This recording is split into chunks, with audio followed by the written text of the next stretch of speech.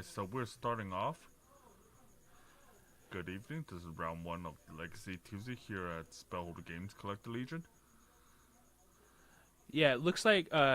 So on the left here we have Max Gilmore. He's playing an Up the Beanstalk deck, primarily blue-white, splashing green for the bean. And on the right we have Teamer Rhino's deck. It might have been 4-color. I didn't quite catch what it was exactly, but. So, first couple turns, Max has led off with Tundra and Misty Rainforest. And Hero has a Taiga and Force to play. I assume. And he's gonna go for the Rhinos. Yeah, I assume. I saw the crashing footfalls is I think the only target, so he's gonna get the 2 Rhinos right now, unless Max counters it somehow. But off to a pretty quick start. It's the Rhinos. No surprise there.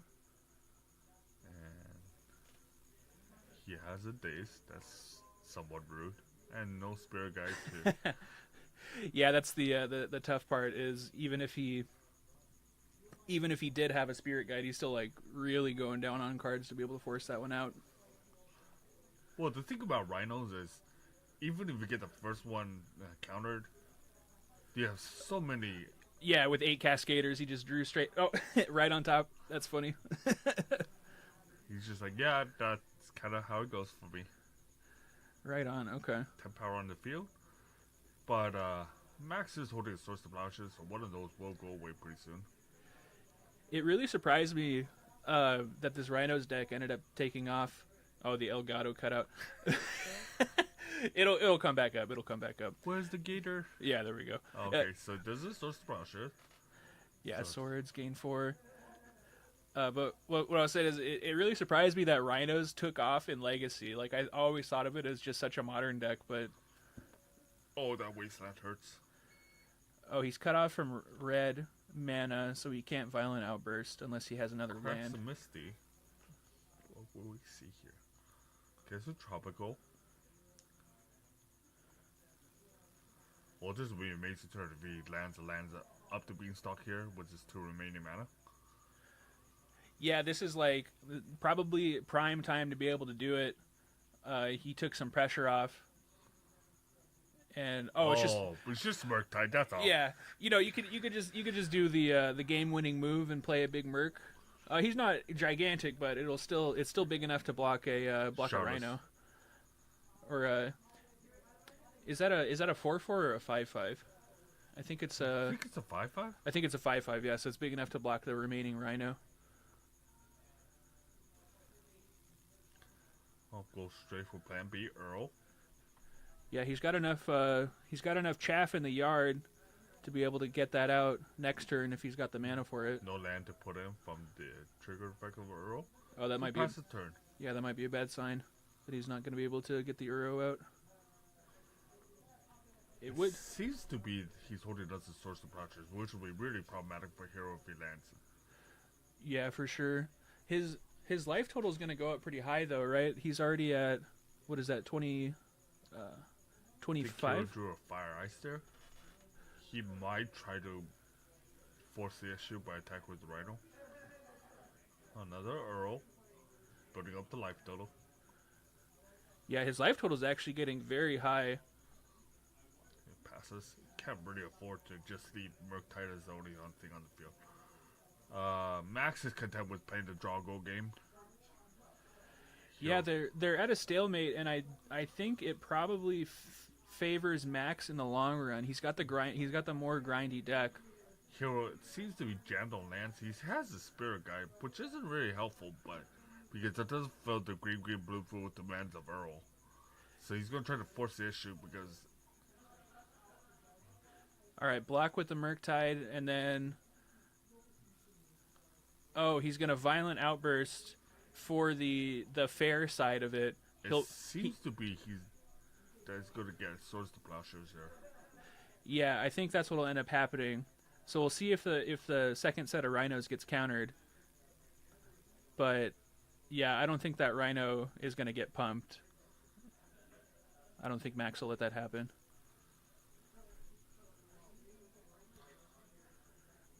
with the old border Fire and Ice is looking very nice.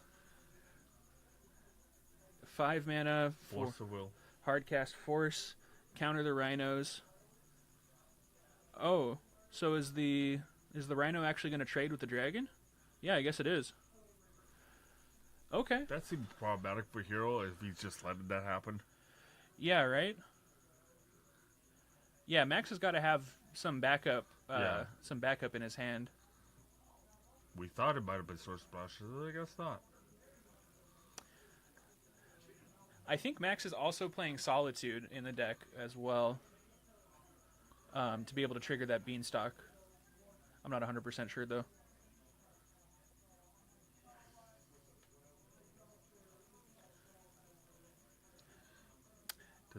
He drew an Endurance there, Hero.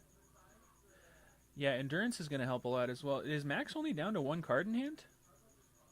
Is that the... Yeah, it seems to be. Now he's passing turn. He has 2 cards. Flash and Endurance to put some pressure. He's going to force again because it can't really take that much of a beating. Oh, he had 2. Oh, he had 1 more card. Okay, I see. But I haven't seen this many hardcast Forcivals in a while. I guess this this Beanstalk deck has a pretty high land count, which would make sense. You're trying to cast a bunch of 5-drops. The thing about the Beanstalk deck is it is susceptible to being put under pressure without Solitude. Because it really kind of depends on Solitude to gain your life back. That when you mortgage your life points to play something like that. Oh yeah, for sure. The lifelink is really important to be able to keep yourself in the game. I think I don't know if this is the case in Legacy, but I also know that in Modern it has issues with decking out. you kind of have to plan around it. I don't think this game is going to go that direction, but it is a possibility. This will be the 3rd cast of Rhinos. Most Rhinos decks only have 3, so this means that further Cascaders are probably going to be dead, unless he Enduranced himself. You know, I'm actually not sure. He might have.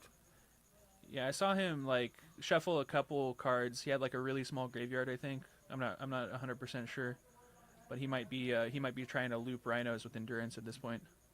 So he still has the Sword Splashers. Get rid of that Endurance there. His life is 31. 31. My goodness. That's 2 Uros, a couple of swords. It adds up, and Max hasn't attacked once. Prismatic Ending. Gonna hit a Rhino. Okay. The real issue is it's starting to tax on Max's resources. He doesn't have a lot left. Yeah, he's down pretty low. He hasn't drawn his engine at any point here, which is really taking a toll. Here comes another dragon, though. Another 5/5, it looks like. Yeah. And Rhinos has a lot of options to get rid of that. They could Brazen Borrower to bounce it. You could Fire Ice to tap it down, or you could swing with the Rhino, block, and finish it off with Fire Ice, or any number of things. But looks like it's good enough for now to be able to stall this game out. Oh, suspended the 4th Rhinos. This game could go long enough where that might come off suspend. Yeah. I don't think Max has the ability to finish the game off in that few turns. Yeah, he'd have to draw pretty hot here to finish it quickly enough, I think. So it wouldn't surprise me to see it come off a suspend here. Max sends it back to Hero. Hero looking for Brazen Borrower. Doesn't appear that he got a Violent Outburst, which I don't think is useful anymore. Except he could put the pressure on. Yeah, he could do the trick where he tries to use it as a combat trick again. Oh, I didn't even realize he was out of red sources. He finally got he's finally getting a red source with this Misty Rainforest. Yeah, because he had to pitch a Spirit Guide last time. That could be a dead giveaway that he's holding some sort of combat trick. For sure, yeah. I maybe would have just left the fetch there to hang out.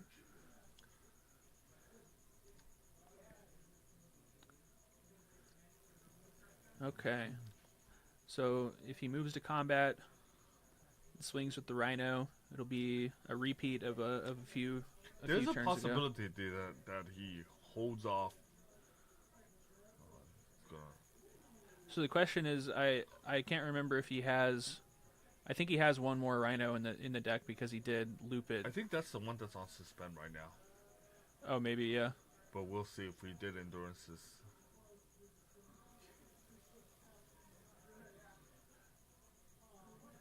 Oh, so he did endurance. Okay. Okay, so that's what I saw. Then he enduranced himself. I thought The big question is whether or not another one went with it. yeah, let's see. So there's one on the field, one in the yard. I can't remember if there was one in exile. I don't see why there would be one in exile. So, needs to.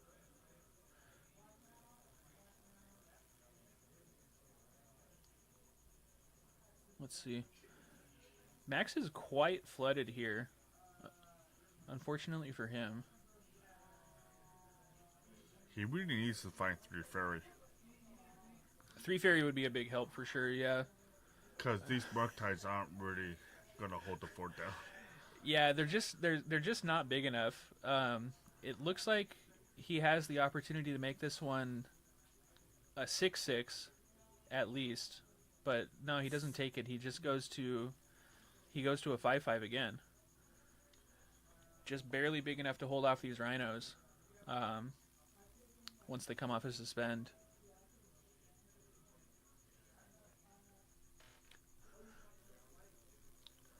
Oh, Earl?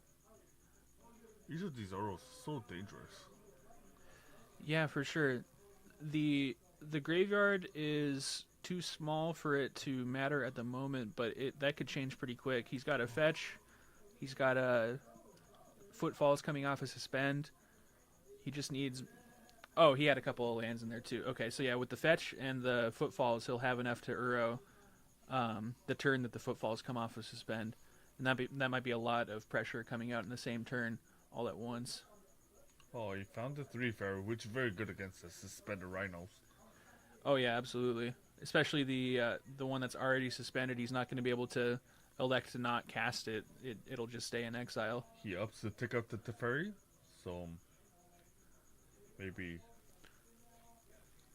he goes against the Mystic Sanctuary. Let's see what he decides to put on top here.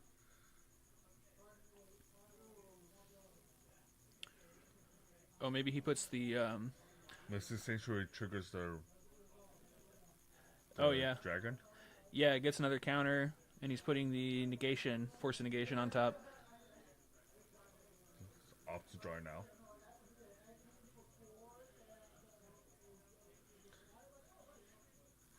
Now this now becomes interesting because you can't really get rid of the Teferi, which means the Rhinos is probably a lost cause.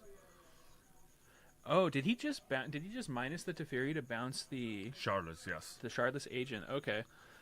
Yeah, since he's already got the blocker in the way, that Teferi's going to live, and the Shardless he really doesn't want to recast with the Teferi on the field, because that would waste the remaining footfalls that he has.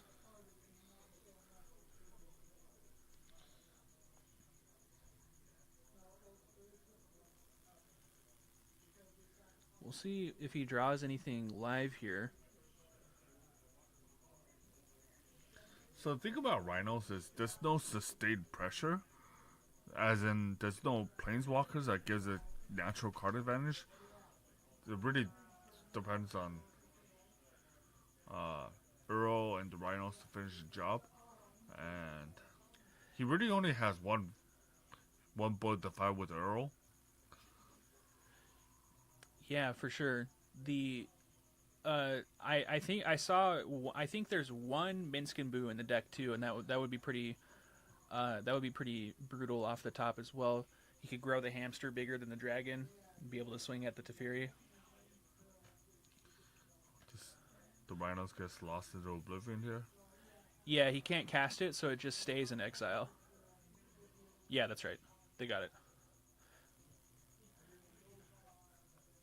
Which is highly relevant because if I'm counting right, that's 4 cards in the graveyard other than the Uro, so he's not going to be able to Uro this turn. He had a Spirit Guide. I wonder if he hardcasts the Spirit Guide just so that he could maybe get rid of the Teferi. I think he might need to throw away an arrow from his hand because it looks like he has another one just to fill his yard. Oh, is there an Uro as well? Yeah, for sure. That makes sense to me.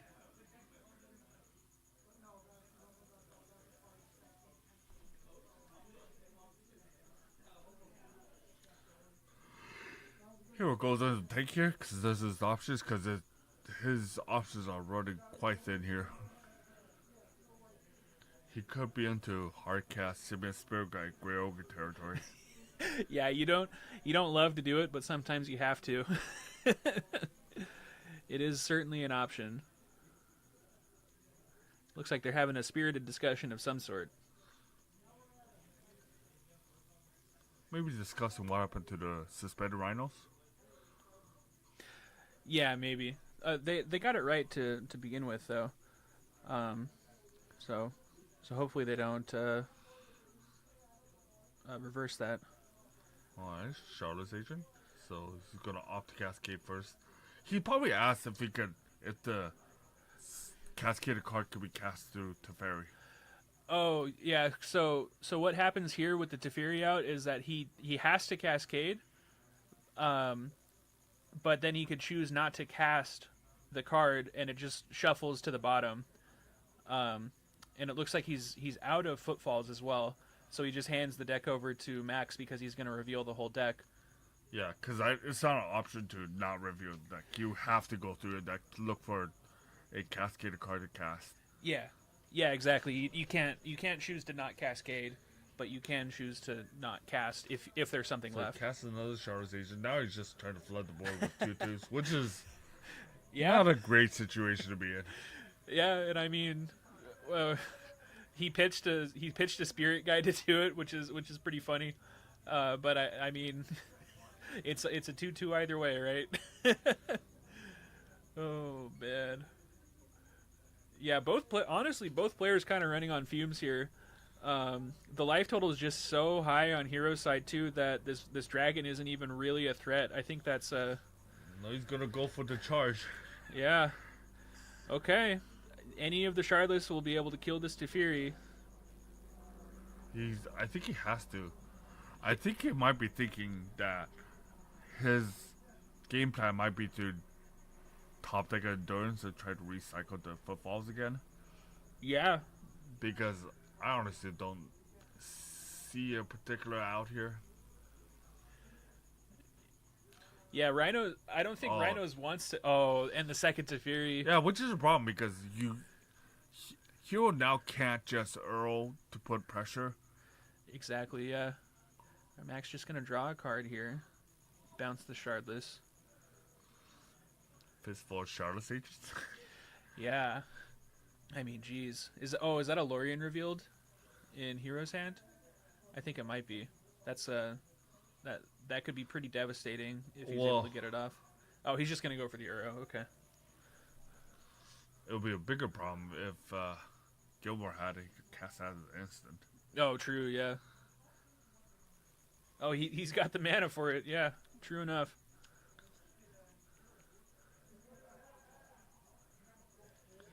All right, Uro's on the field.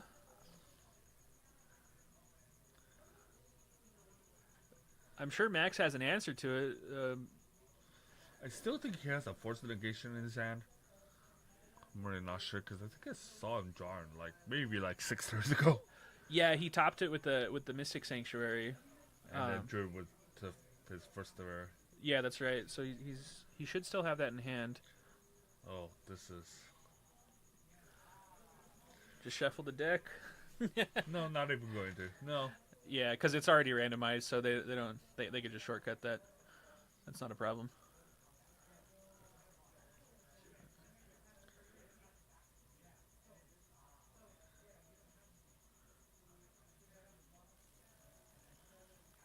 All right, finally, a Beanstalk. Beanstalk.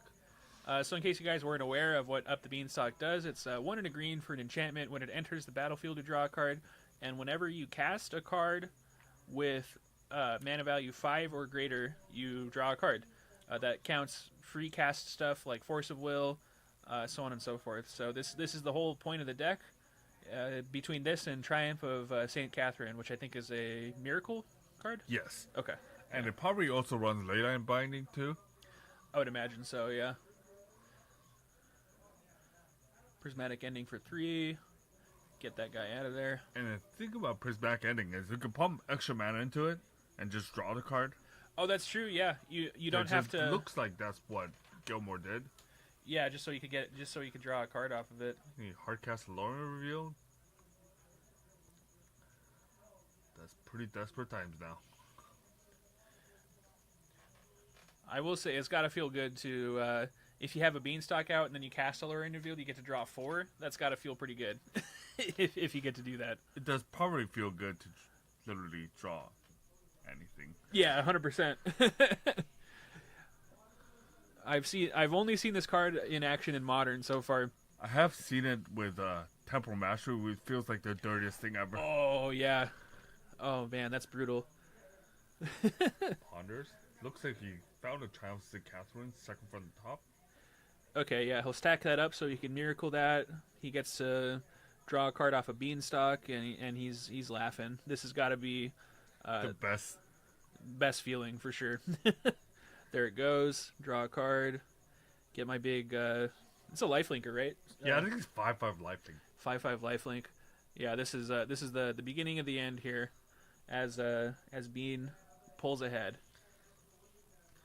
Now the thing about Bean, while we get a signal back, is that it cantrips itself, so you don't lose a card for having it out in play. Exactly. Yeah, it's pretty low cost too at only 2 mana. It's very easy on the mana. For sure. You don't need double costs or There's anything. so many ways to evade the demands of the 5 costs. Oh, it's just hard cast a Temporal Master. He is doing this. Okay. Oh, this is absolutely dirty. So it's almost like he's playing Bant Miracles if you think about it. It didn't seem like his deck was super functional at first. He was basically just playing survival against the Rhinos, but now that Rhinos has kind of run out of gas, it's he's just having. No. Oh, there's the second Bean. Yeah, that's the He was slamming probably the not door. going to play this out much longer. For sure. Yeah. That's 10 to the face, game 5. Oh, just a walking Baneslayer Angel. That's cool. Yeah, at least it doesn't fly, right? I'm not sure actually. I'm gonna look this card up. It doesn't fly. Okay, it's just a ground creature. It is huge, though. For sure, yeah.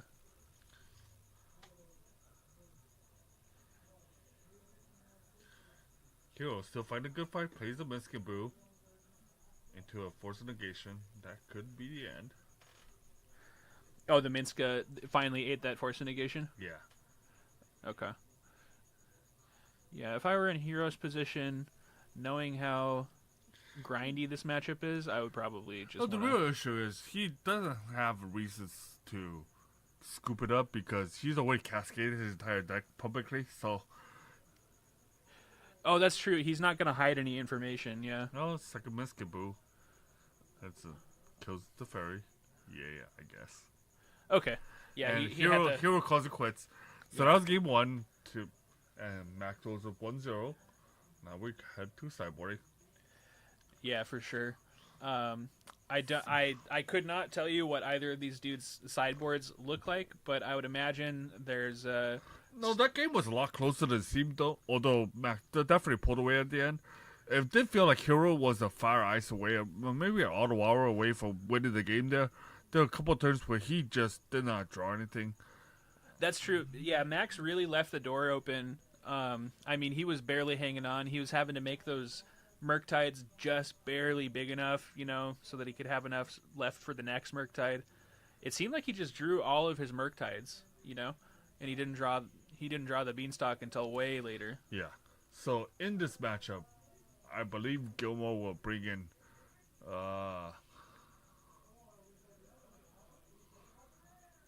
probably Supreme Verdict would be my guess. That's not a guarantee, Yeah, I'm not really known for playing control, so for sure. Sweepers are good. He might even have like Chalice of the Void in the sideboard, but I don't think so because he plays so many cantrips. And I don't think. Although There's a possibility we will see Veil Summer Oh, sure. Yeah. and even something like Red Elemental Blast or Hydroblast. He has the world's kind of his oyster here for sideboarding. Yeah, Hydro Blast could counter the big planeswalkers. Maybe Hero's going to go a little bit grindier, more planeswalkers. I think you're bringing the Hydroblast just to fight Miskaboo. Yeah, Minskin is a problem if it actually sticks around for sure. But we'll see how it goes. I mean, This game is so dependent on draw. Who goes first here? Now, Hero lost game 1, so he'll be on the play here. So his opening 7 is going to say a lot about how this game will go in game 2. yeah, I had the opportunity to borrow Rhinos and play it for a little bit, and it was definitely the kind of deck where you want to mulligan and try to get turn 2 Rhinos with some protection is the goal. That is interesting that Hero not being on the play here. So I know some versions of the deck runs Gemstone Caverns. I don't think that's going to be something we're going to see here. Oh, that's the you put it into play on the draw Yeah. from your opener. Yeah. For sure, the modern deck plays that. It wouldn't surprise me if. They actually play like 2. I don't think they just play 1. I think they play 2. Yeah, they sometimes I've seen it where they like split it. So there's some main and there's like one main and one in the side, and all kinds of stuff. I'm not sure if Legacy cares about it as much, just because they have spirit guides. Yeah. Since modern the spirit guides are all banned. So we're about to start game 2 here with Gilmore up 1-0 in the round 1 now. Let's see. I see at least Force of Will. I can't make out much else. That looks like an Earl on Hero's side. I can't really make it out. Yeah, it's a bit tough to spot the hands from here. But So he leads up with a Wooded Foothill and passes to... Alright, turn 2. This will be the time where he wants to try to Rhino if he can. It looks like he drew a Rhino. That's unfortunate. Yeah, he drew a Rhino, unfortunately. Oh, it looks like he passed. He passed back, so he's missing the second land. He chose also not to suspend the Rhino, which is interesting to me. Maybe he wants to save it to pitch for Endurance. I'm not sure. Oh, that's rough. That's Aethersworn Canonist. That's going to stop any cascading from happening. He's got to force that. There's just no choice here. Yeah, he has to. You definitely have to force that. So finds a Scalding Tarn, passes back here. He might go for, if he still has another Shardless in hand, he might go for it here. Although I'm not sure if he has a Spirit Guide. It doesn't look like he does, but time is running out on his end. Because he did suspend the Rhino last turn, he's essentially 2 turns behind. Yeah, for sure. He definitely wants to get in early if he's able to. Because if Gilmore gets enough time to develop his hand, he's going to have 2 answers with both his Rhinos. Then he's back to score 1. Yeah, especially if he sets up his engine like he did in that last game. Yeah. Up the Beanstalk. This could be a problem. Yeah, so this is exactly where Max wants to be. No pressure. No pressure so far. Yeah. Just reading the card real quick. Oh, he's probably going to, if he has like a, I still don't think that he has it, but if he had Violent Outburst, he would want to do it here so that Max can't draw off of Force of Will. Yeah, exactly.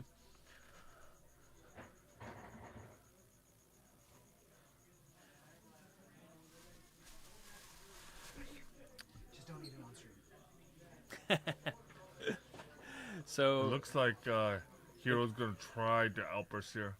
yeah, so Beanstalk on the stack, it's what he's going for. So he's probably got a red Spirit Guide here. He'd probably asked him if he forces here if he draws a card, which is not going to be the case. Oh, true, yeah. Because the Up the Beanstalk has not resolved yet, so he's going to go for it. He's got a Hole Breacher to get a... Oh, Hole Breacher. Okay. That makes sense. That's good cyber tech. Yeah. Okay, so he's going to be able to... Treasure up. treasure ups, shut down the draw power from the beanstalk. And based on the way he fetched, it looks like he's going to be working with a blood moon at some point too, since he got Well, double. the answer is nothing. Oh, Because it got swords. oh, I see. Okay. So Max was still able to draw the card, fetch up something, and Shardless, probably. yeah, probably slam a shardless here. I assume he had another one.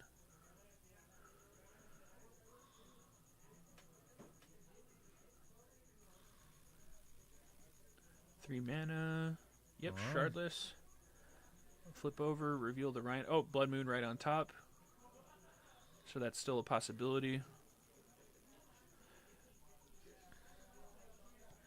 Any interesting sideboard tech that I've seen? Not yet. Just blood moon, I think. 2 copies of blood moon so far. There's a Rhino. Okay.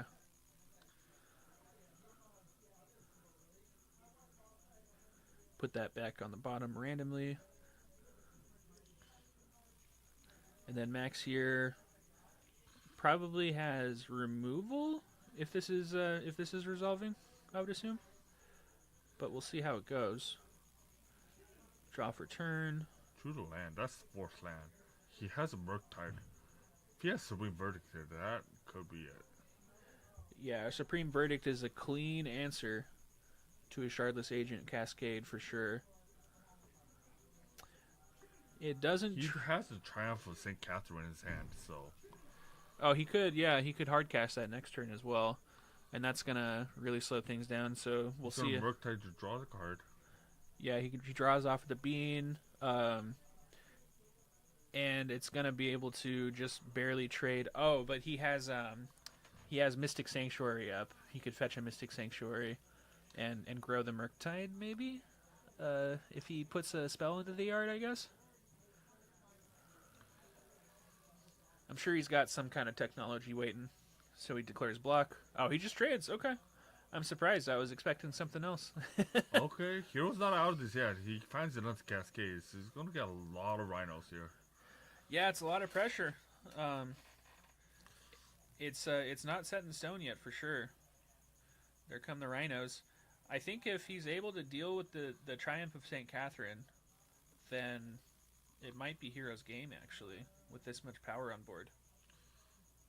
That's 16 power on the field. It's a lot. It is quite a bit. Yeah. Double fetch. Here comes the Triumph, I assume. Life total, he's already down to 12, so yeah, even something like tapping it with Fire Ice would be enough. Yeah, he has a 3 Fairy in his hand, so getting rid of 1 Rhino is not going to be good enough. He's got to get rid of multiple threats, because he's gone wide. Hero's gone wide here. Here's the Triumph. Yeah, I mean, this is a narrow line. If this gets bounced or tapped, it's over. But it is kind of. Oh, he has a Violent Outburst. Is that going to be good enough? I think so. Let's see. So gain 5, 1, 2, 3, 4, 5. That would actually be good enough. Yeah, Violent Outburst, just for the combat trick. Will pump his damage up by 4 at the minimum. Yeah, so let's see. That's 4, 5, 10, 16, minus 5 is 11. Oh, Max is going to go to 1 here, actually. Yeah, because the Rhino that was blocked doesn't trample. Wow.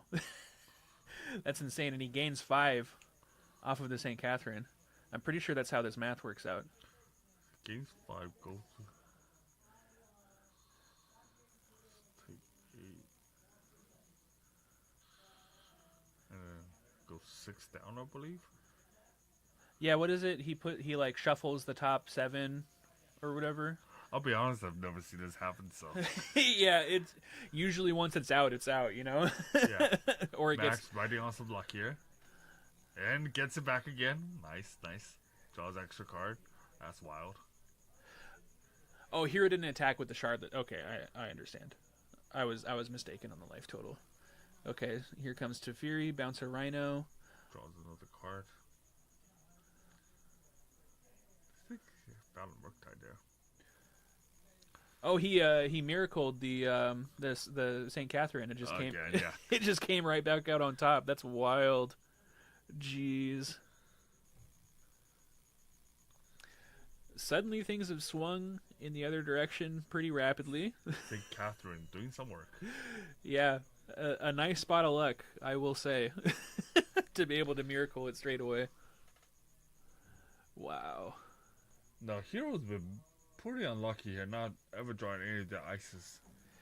Yeah, even just being able to tap that creature one time would have sealed it. Unfortunate.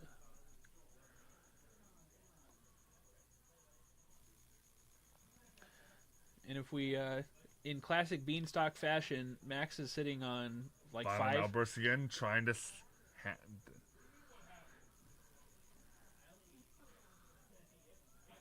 All right, so St. Catherine dies again. And the Shardless agents are attacking Teferi, I guess? If he has a fire in his hand, he might put it to 1 instead. Oh, that's true, yeah. Oh, see. Oh, see, blocks the Charlotte's agent, so free 5 life. He's not going to die. Interesting. Drew another Beanstalk. Going to draw. Oh my gosh, I think he's back up to 7 cards? Yeah. That's insane. He's going to brainstorm. Drew Ponder and a couple lands. Yeah, nothing special. He might be able to put something back on top, though, in Miracles fashion.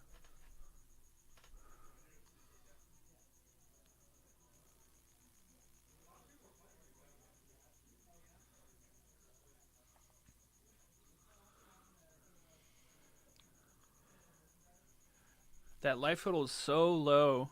Only for a single Rhino swing stands between hero and victory. But that Triumph of St. Catherine is just holding down the fort, absolutely.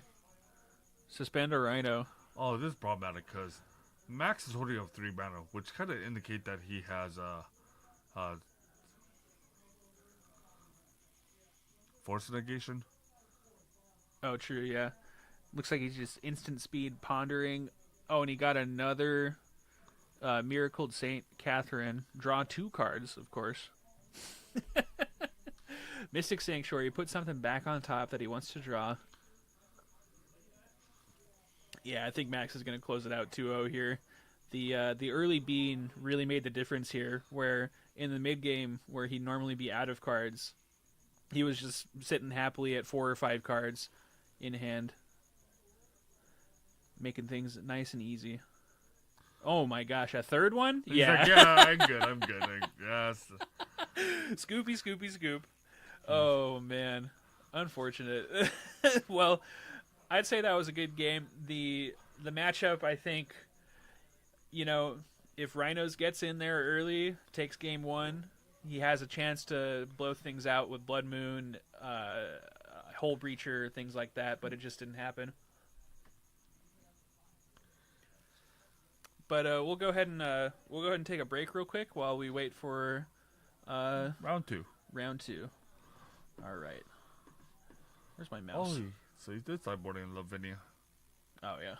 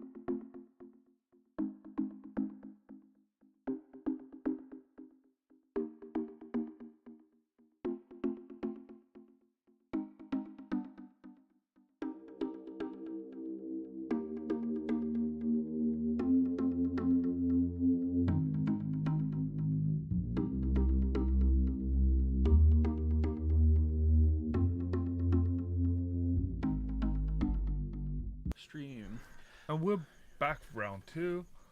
We have our resident stream content creator, Eugene. Is he on the right? He's on the left, I think. Yeah, he's got his Fitbit on, or his iWatch, whatever you call that thing. Is that Serum Powder he's playing? Yeah. He's like, I'm ditching that. I don't need that. Yeah, so Food Chain, it's the combo goblins. I'm sure you've seen it here before. On the right, we have the Voltaic Key, Karn, Mystic Forge, Grim Monolith. I don't know what to call it. Mystic Forge combo. Some versions of this deck plays something like Tangle Wire to kind of buy itself time. So it's kind of like a Neo Mud deck. Yeah, it's like... there it is. One ring. That's kind of what boosted this deck back up, though, was the One Ring got printed. Oh, you know what? I totally had the players reversed. That's my bad. Yeah. Eugene's on the right. Eugene's on the right, yeah. I was like, that seems... I think I started off saying that. I was just like, like he's on the left. I was like, I saw the watch. I was like, Eugene has one of those, right? I was like, okay, that makes sense. I don't know. Might be. Oh, okay, so Serum Powers makes more sense because it's a mud card. So. And then deck 2. This Mystic Forge is pretty wild because it plays keys with Metalworker, which could be intensely creative. Yeah, so this deck is explosive in the mana department, especially relying on Basalt, Monolith, and Grim. Monolith. Yeah, Grim Monolith, untapping those, getting tons and tons of mana. You could even do stuff like hard casting and Emrakul in the late game. Usually to keep this hand on the back of the turn 1 Lackey. I'm not sure if he's going first, but he's down to 5, so I don't think he could be too picky. Beggars can't be choosers. Yeah, I mean, if you have Lackey and something to put into play, it's probably a keeper. I don't think he knows the matchup, so he might have been hedging a little bit for playing against removal. Oh, that's interesting. He has a Nova Hierarchy, though. He might lead with that. Although I think the temptation of playing Lackey on 1 would be... Because he has a ringleader, so I would assume he plays the Lackey first. Lackey and a ringleader is definitely... way to go. Is definitely the way to go in this matchup. But we'll see how it goes. Eugene did win the die roll. So he's on 5 cards, turn 1. He's going to get a Taiga. And we'll see what he decides to play first here. It's gonna be Lackey. Lackey. So I don't think that this Mystic Forge deck has a lot of removal. It might play Dismember. I couldn't imagine too much else. So it leads off with the Ancient Tomb, Lotus Petal. So he has 3 mana. These 2. See if it's Chalice on 1, perhaps. Oh no, here's That's the thing that exiles 1 top card he could play until the end of his next turn, I believe. Yeah, I think that's others too. It's really strange. Yeah, I can't even tell you what the dang card's called. Something desk. Mishra's research desk? Is that it? Okay. So he gets another Ancient Tomb, which is probably not great considering he's about to get lackied. For sure, yeah. The all ancient tomb draw isn't really where you want to be, even against combo goblins.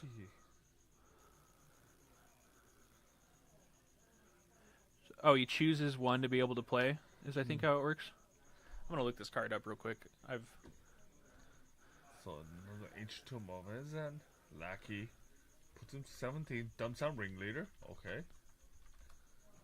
Gets that Fury. Okay. And I have no idea what that top card is. Oh, was that a full whiff? Yeah, that was a full whiff. Oh, that's unlucky. I believe that's a food chain we just played.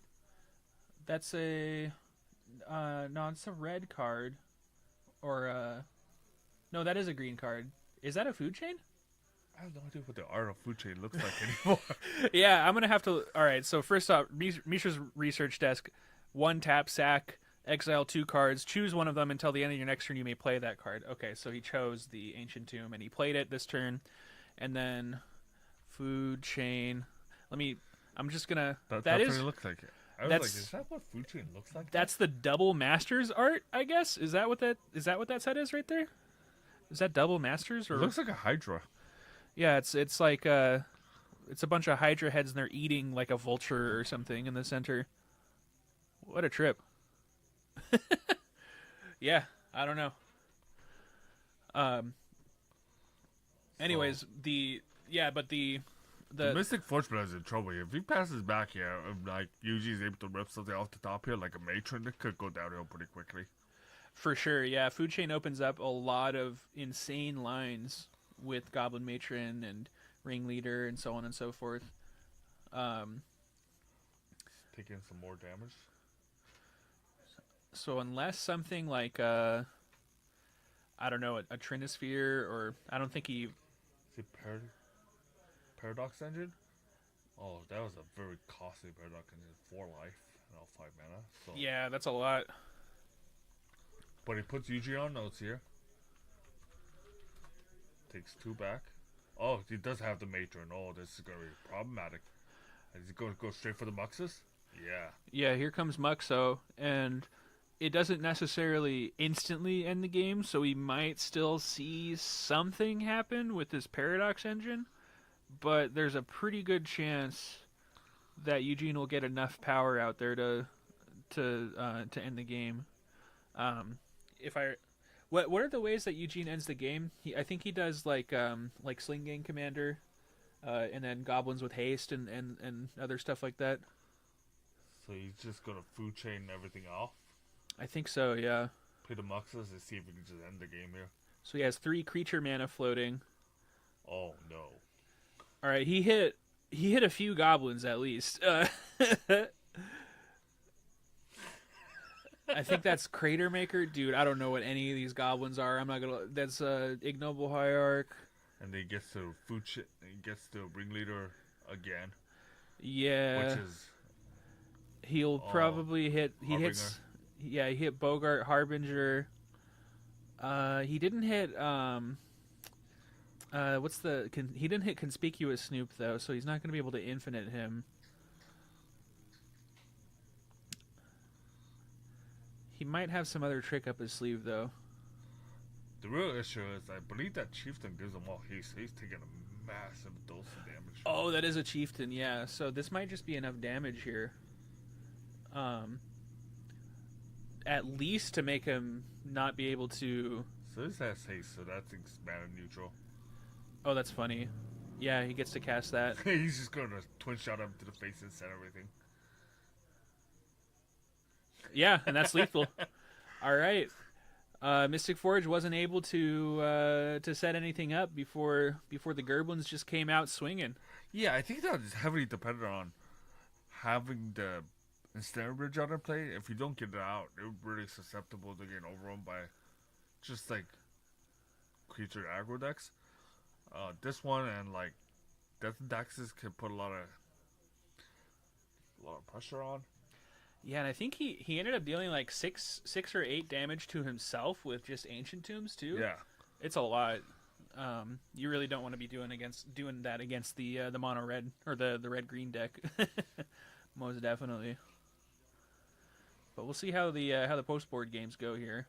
I imagine is the Mystic Forge deck a Chalice deck? Do you think? yes. Okay, So the problem really is that goblins have a lot of like artifact destruction. that's true. Yeah, they are heavily in red, so you have tons of options. Brotherhood's End and whatever else coming in from the side, I assume. Also, this deck runs Cavern of Souls, so Chalice not necessarily a plus here. That's true, yeah. Goblins, it doesn't even play a lot of 1-drops to begin with, and then the Cavern makes it so that you can still cast them anyways. I think a lot of this will come down to if he's able to protect himself with one ring early on. Because if you had the ring there with the 2 Ancient Tombs, he might have been able to slow down just enough to... Oh, that's true. Because... Yeah, the way that Eugene is able to kill infinitely is with Conspicuous Snoop and I think Sling Gang Commander. You get a conspicuous snoop out. You copy Kiki Jiki Mirror Breaker's ability when it's on top of your deck. You make infinite copies of the snoop itself, and then you sack all of them to Sling him. to sling him out, which I think can kill on your opponent's turn because that's all instant speed. But if Eugene's on the plan of just Muxus into a bunch of goblins, then the ring is really going to mess him up. No, I think Eugene had the right plan there. Oh, for sure, yeah. Andrew Richardson, Eugene has a pretty high Whiff rate on Mux. Yeah, I believe he full whiffed on a goblin ringleader. Hey there, Stifle. Hey, We're missing you. Hey there, Mr. Stifle. Yeah, he like full whiffed on a goblin ringleader off of a what's that little guy that puts it into play for free? Lackey. Yeah, he lackied in a goblin ringleader on turn 2, and it just revealed a Fury and put everything on the bottom. You hate to see it. Eugene is known for not good luck, I guess. I don't know. I will say Eugene plays decks that are very susceptible to Belcher. Yeah, 100%. Not a lot of goblin player can do against Belch. He's like, why do you have more goblins than I do? Yeah, I don't know. You're the better goblin deck. What can you say? Oh man. So Nick will be on the play here, hoping for a better outcome. Yeah, both players now have a better idea of what the matchup is, and that'll inform mulligans a little bit better as well. Double Saga hand out of Nick with Urza's. I don't know what that card's called. Urza's Factory. The manland or the weird cantrip thing he did. This land that he has on top. It's called. Oh man, I don't know what that is. I couldn't tell you. That's It creates. It's Metalcraft creates 1 mana for each Urza land to play. Oh, it's one of the newer ones. Yeah, Steven was telling me about it. I can't remember the name though. It's strange because it counts Urza Saga as Urza land and Ultron lands as Urza lands.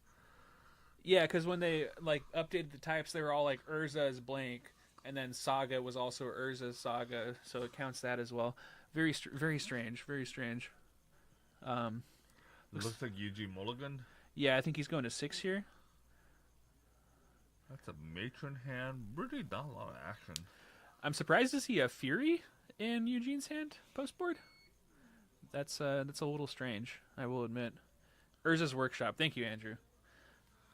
I'm gonna look this card up because I don't remember what it does. Urza's Workshop. Tap, add a colorless. It comes into play untapped. Metalcraft, tap, add a colorless for each Urza's land you control. Activate only if you control 3 or more artifacts. Okay, I understand.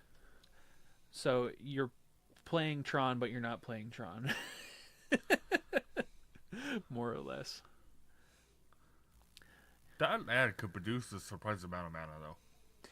Yeah, true. This even lets him, without taking damage from an Ancient Tomb, this lets him go Saga into Workshop, make a Construct still, because it'll tap for 2 mana, and he'll be able to make the Construct. No, you got to note that you still need to have Metalcraft for it to tap for additional mana. Oh, that's right. Yeah. He would still need to vomit out a bunch of Lotus Petals or whatever, but he'll go Saga turn 1, and hopefully use the very large dice. That's the research desk? Looks like it. So, yeah. Out a Mox Opal? This seems like a better hand. Yeah, it looks like he's going to be on the Construct plan this time around, but that might open the door for Eugene to do a combo finish. We'll have to see what his Muxai. Is that the plural for Muxus? Who knows? What does Goblins do for him? Like Noble Heart, the other Goblin 1-drop. Little ignoble. I'm glad that they made that guy a Goblin. He's a cool little guy. I see a Monolith in hand. So He's kind of stuck on mana here. yeah, he could play this thing here, but activating Metalcraft might be challenging. Not quite the explosive start he was looking for. Yeah, it looks like he was basically like, oh, he's playing the second Saga first. Interesting. He's gonna need to bring an artifact to even turn on the opal. 2 mana for Grim Monolith. Okay. He does have Forge in hand, so he's gonna play the Forge. Yeah, 4 mana for the Try to Forge. go for it. Here's the Forge. Okay. Oh, gets an LED. That's nice. So Mystic Forge, does that cost life when for the CMC or whatever? Nope. Okay, you could just, it costs 1 life to tap it to exile the top Yes. card. That's what it was. Okay. Yeah, so he doesn't want this. Exiles the Serum Powder. Gets a free look at that card. So he's looking to machine gun next turn. Yeah, I think it will probably be pretty difficult for Eugene to combo off this turn, but he kind of has to. He could food chain, but nothing really comes out of it. Actually, I think his best scenario is to food chain pass here and hope he gets another turn, which is... Okay, that looks like a Is that a Harbinger. Harbinger? Yeah. Okay, so So that's the Conspirator Snoop. So he's looking at his angling to try to combo end this game. Because I don't think he has another choice here. Now here's the problem. This Urza Saga is going to pop this turn and get a key, which means there's going to be a lot of problems coming this way. yeah, for sure. This represents a lot of mana, and combined with that Mystic Forge, it's just unlimited cards. All right, the whole building's coming down. Everybody panic. We are in California, so this could be an earthquake. I wouldn't know. It could be the Not big that one. I could do anything to save myself, but I would just accept. I'll just accept this fate. In the back room of the card shop. What a way. Oh, man. Speaking of... So he's gonna pop a gigantic construct here. yeah, this Urza's Construct plan really invalidates Eugene's mid-range plan. So, makes sense why I don't he... think there's a mid-range plan for Eugene's or nothing here, so... Yeah, he's all in on this Snoop. Hopefully being able to combo. He can shut off the mid-range plan with the Shadow Spear right now. Yeah, he's But probably... I think he's probably just gonna get a key. He's probably just going for a key, I would imagine, yeah. Because he has Monolith. Represents a whole bunch of mana for sure. Manifold key. There it is. So it's a mana and tap it to untap another artifact. It's basically Voltaic key plus plus. Yeah, exactly.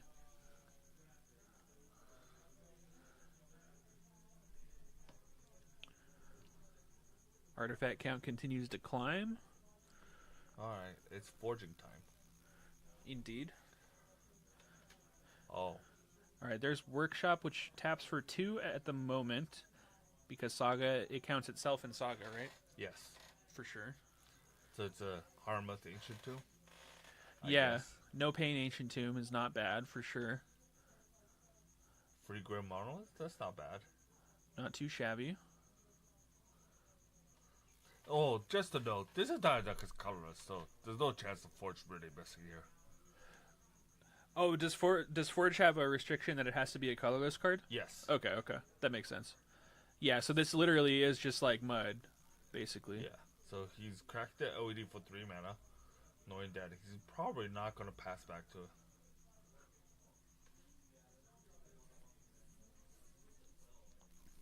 So he's got 3 in the pool.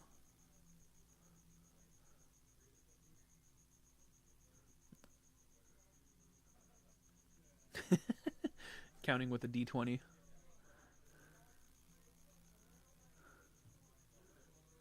That's red mana, apparently, or something. Colorless mana, whatever.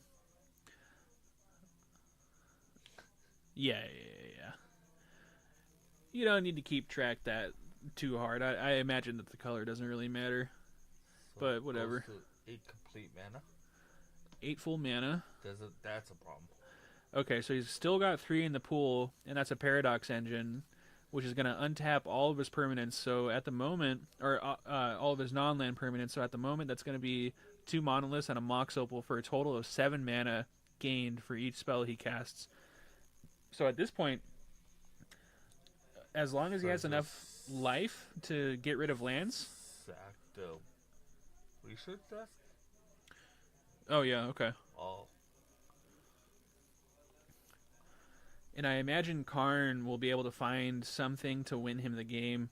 Usually it's Lattice. Oh, Lattice out of the Wishboard, yeah. Exile another card.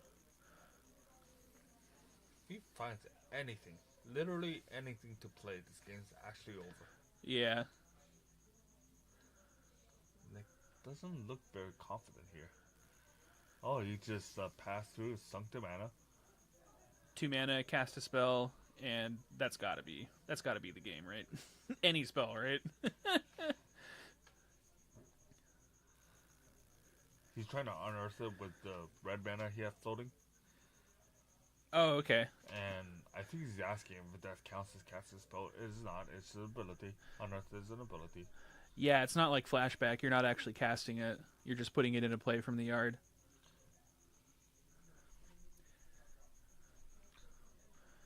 Research desk. Oh, I guess the colored mana did matter because It takes red. yeah, it takes red to do research desk. Okay. Well, it looks like Eugene is gonna have a turn here. Yeah, Eugene's gonna have a turn, so he might just insanely Luxac and reveal a Kiki Jiki off the top. Well, you just make it happen right now. Oh, Trash Master. Lackey. oh man. He needs to break that forge, like right now. And the Paradox Engine, and a lot of things. 100%, yeah. Eugene, see if you're the luckiest man in the world and check that top card, sir. It's like Mox Opal. Like if the so right now, if that top card on Eugene's deck is Kiki Jiki. Oh, still writing the mid-range plan. Oh wait, it doesn't have haste. I forgot. Okay, never mind. Oh, trash mastering some stuff. Yeah, he could still. Is Now, it the the thing about this deck that we're looking at is usually that Mystic Forge deck runs 1 or 2 welding jars, which is hurting that he doesn't have it. So he's going to lose his Paradox Engines. Oh yeah. Yeah, he's still. So let's see. At this point, if he The doesn't, Mystic Forge is still there. yeah, he still has the forge. But if he just like straight bricks, he could still just cast the Karn. I'm pretty sure. He's gonna, I think, make a big construct again. Yeah, I don't know if that's the play though. So before, when I asked Nick, he said that he had not played this deck before today. This deck is very, very, like, heuristic intensive. You need a lot of reps with it to know what you're going. Because it takes a lot of time for this engine to get going. Yeah, there's a lot of moving parts. Yes. To work towards. So I haven't played the deck either, so I can't say if making a construct was good here or not. But still, Because with the Urza Saga, you have the choice of getting like Lotus Petal, Mox Opal, Lion's Eye Diamond. A lot of things going on. for sure, yeah. Is that another key? Is that a different key that he? Yeah, he fetched it with the Saga. Okay. Got that with the Saga. And he floated 2 mana off of the... Or he used the 2 mana to make the construct, rather. Here comes Mystic Forge Exile, City of Traders. Let's make no mistake. Nick has gotten pretty vastly unlucky here. Passes back. The amount of turns Eugene has, it's Yeah. just been unbelievable. This is 2 more turns than I thought Eugene was going to have, for sure. So, Oh, is that... Ringleader. Ringleader, okay. There's Gang. Sling Gang to the hand.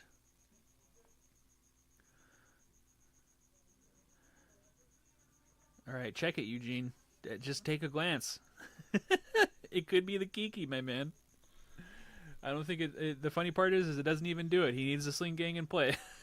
I think he might just crack the ringleader on to the construct, because I think it might be so massive he has no choice but to kill it. Oh, true. Yeah, for sure.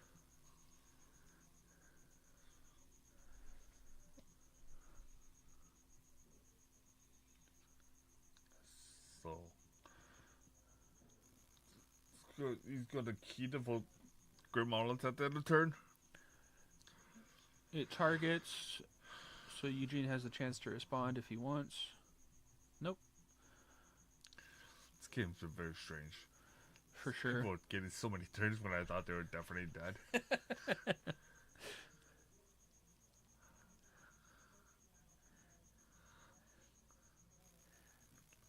All right, and Eugene is up a game here as well. So, The way Nick is holding his hand, he looks so dejected at his deck. yeah, I mean, wow. Even like getting rid of all these lands and such, it's pretty wild. Untap that monolith. Bueno. Cool. And he ran out of his chance to cast okay. that Karn already. So, there's a lot of mana in the pool. 6. Paradox Engine, he's tried again. Yeah, 1 mana left. Another key. He has a key up, yeah. Oh my god.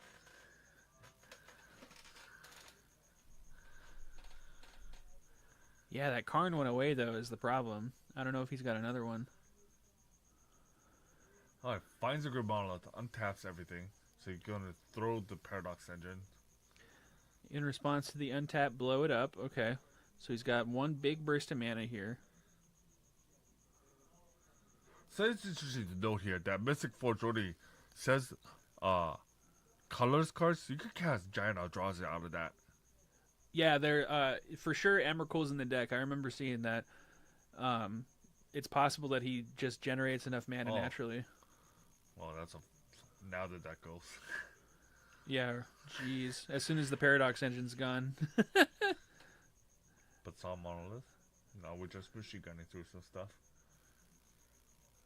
Like, that's the idea, I suppose.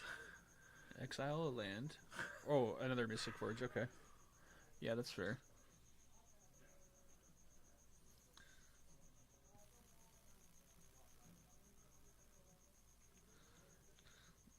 Now he's counting how big his construct is. I believe it's a 9/9, 10/10. That's... Now, I don't know. Yuji may not want to take this damage. It's a lot of damage, that's for sure. Because the thing is, all you need to do is survive to play the Slinging Commander to kind of safely pull this game out of Nick's reach. But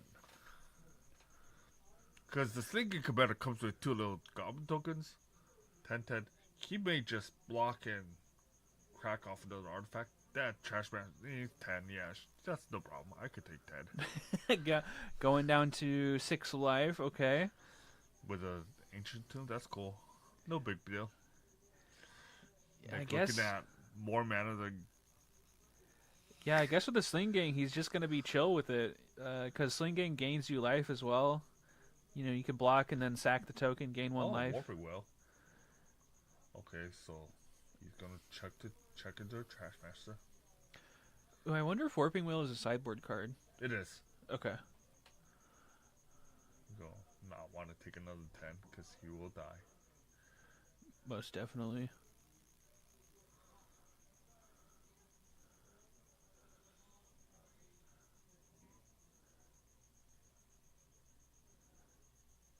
Oh, there's the ring. Okay. Okay. So again, if the combo actually goes off, Nick can die in his upkeep after this ring trigger wears off. But he's going to have absolute impunity to do whatever he wants for the rest of this turn. All four Grim Monoliths are out. And 2 Basalt Monoliths, I think? I'm really not sure. At least 1, yeah. It's a lot of permanents It is most definitely a lot of permanents, and he could Nick is definitely diving for it now. you could use that manifold. He could use them keys to untap that ring. Looking for, I assume, Another paradox engine? another paradox engine, which will slam the door, most definitely. Keying the ring again to draw a little few more cards because three's not enough. What? How about 6? So Three, my 6, same thing. my only experience with this deck, I was playing Burn and I played Yeah, he against has this another deck, engine. and he turn one ringed against me like both games. He does have another paradox engine, so this could be it. Oh man, yeah. I mean, this has got to be going to game 3, right? Yep. He's All right. just like, okay, Eugene's like, I know I'm dead, brother. Let's just go to game 3. I know you got lucky. You don't have to mention it, but I agree. I should have had that many turns. Man, yeah. Eugene was alive No. for a lot longer than I thought he I would. might have to have got out and consoled Nick if he lost that one. For realsies. Oh, jeez. Yeah, that was a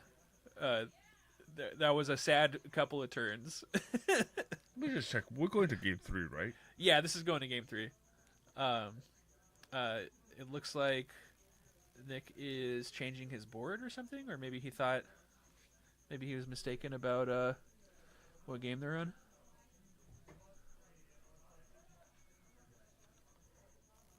Eugene seems to be like he submitted the same deck, so Yeah, for sure.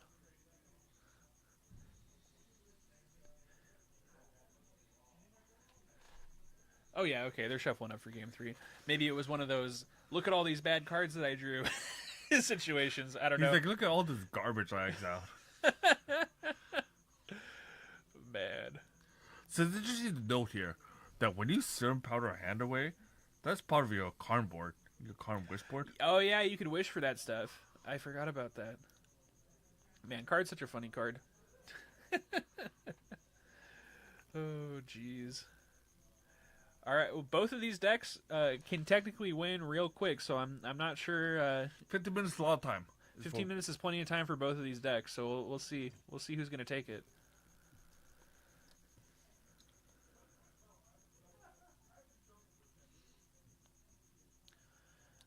Eugene gets to be on the play here.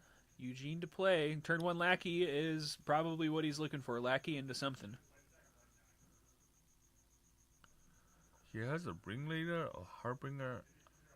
I don't think he has a lackey, so he's going to set that. I don't think he had a 1-drop, so he's going to set that back regardless. So going to 6 here. Yeah, I feel like Looks like Nick kept his 7, so yeah, if it's so the absolute worst case scenario is Eugene mulligans down, he finds a lackey, and then Nick just goes turn 1 ring. I think that would be the nightmare scenario for Eugene. oh, there is a what's that card called? Is that what do they call that? Damping Yes. damping sphere? Yeah. I know it's. Damping. Let me check. Yeah, that's the one. definitely our. If a land is tapped for 2 or more mana, it produces 1 instead. And each time a player casts, each spell the player casts costs 1 more to cast for each other spell. So it's anti-storm. It costs more for. It looked like Eugene actually on 6 found his lackey, but found no mana. I had to ship it back. Oh, it was a no-lander with a sideboard card and a lackey. What a heartbreaker. Oh man, poor Eugene. Jeez. Well, that's Magic the So Gathering. he has ignoble hierarchy on this one. Yeah, at least something to play on turn 1. And This looks like an unplayable mess here. And it's 5, so I think he's going to go 4. Because he has the Kiki Jiki, which is virtually useless. yeah, you really want the Kiki Jiki to be. He has an Ancient Tomb, which isn't great either. Yeah, if he's already got the ignoble, he doesn't really care about the tomb. Except, I don't know if he has a way to play the ignoble. Oh, he's like stuck on just red mana, huh? I think he's just stuck on red cards, no color mana. Oh man, that's rough. All right, well he's keeping it. Ancient Tomb pass. Yeah, Ancient Tomb Pass.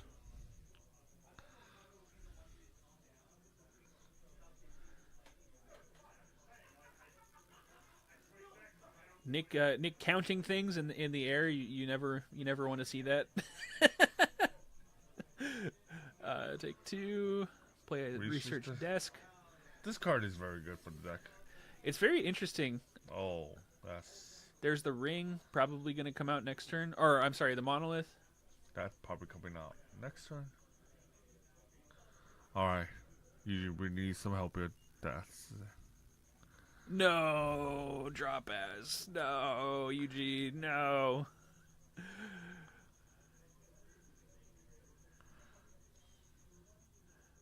Quattro. Oh, no. There it is already. Oh, no. Oh, jeez.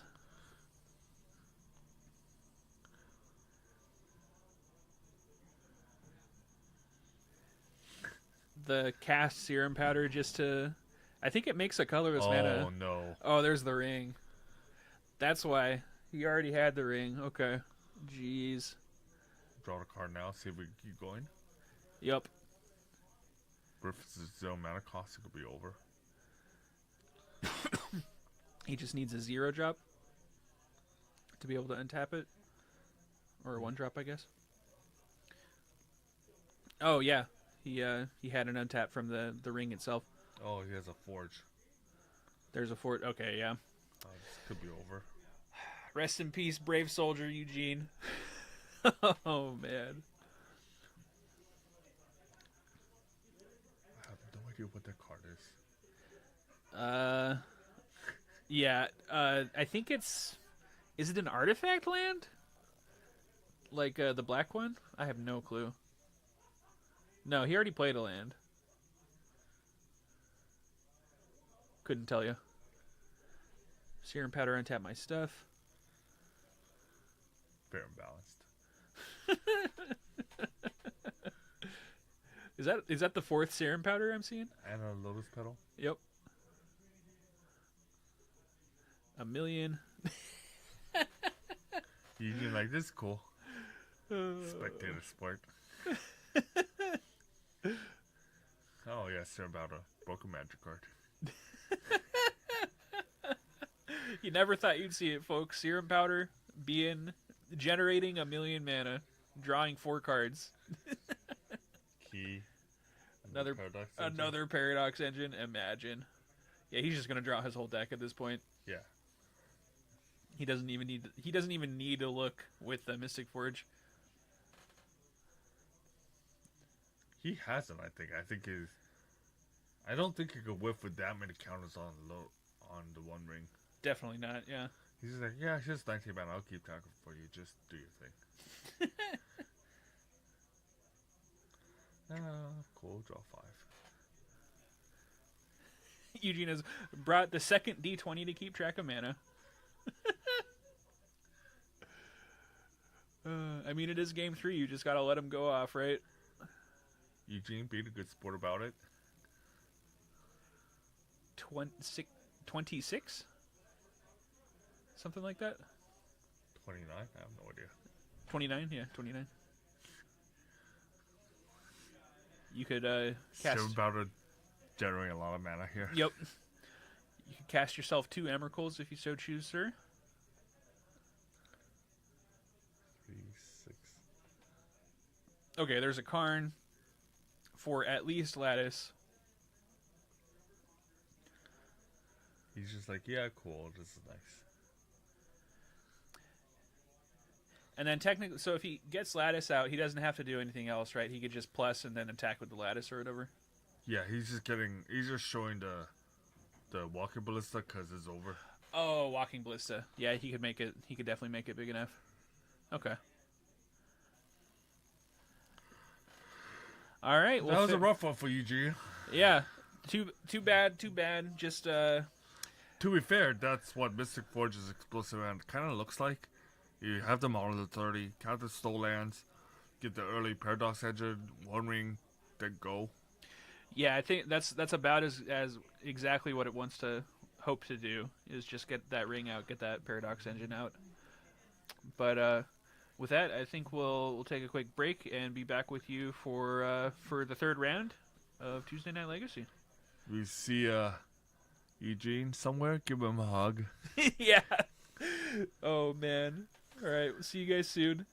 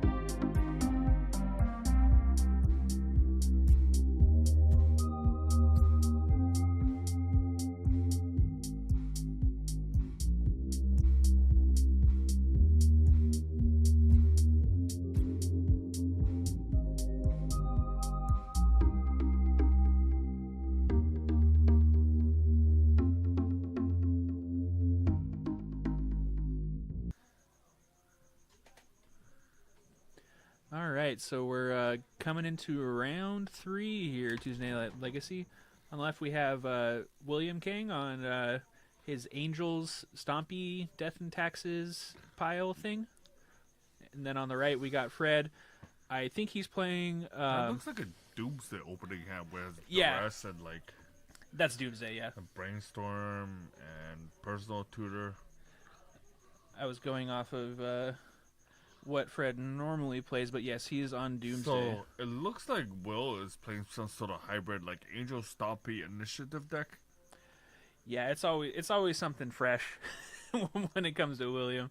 Always something fresh, but it's always got angels that I have to read every time.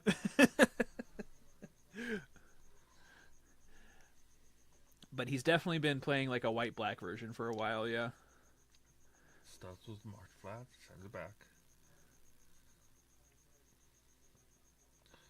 All right, Fred has a lot of cantrips and a Force of Will, and I think, was that a Thoughtseize or a Ritual on the left? I wasn't able to see before he set it down. He's got some sort of 1-mana black card. I think it might be Duress. Which is Oh. unfortunate because Duress actually is going to hit a thing. Duress, that's right. Yeah, and William is very creature heavy. There's the Doomsday. All right, so he's going to be able to get that Doomsday into hand. Draw one more land. Yeah. So, Will didn't start off too fast here, so I think Fred believes he could take his time, try to develop his hand for... I think if Will started off with like a soul land, he might have the rest of him at first, just to see what he's working with. Yeah, for sure. There's a wasteland. So crack. Go to 18. Find another basic plains. Okay, so he's choosing to play one of his 2-drop creatures here, which is Probably a Thalia. probably a thought. Oh, That's it's invasion of Gobakon? invasion of something Gobakon. I don't know how to spell it. with a G.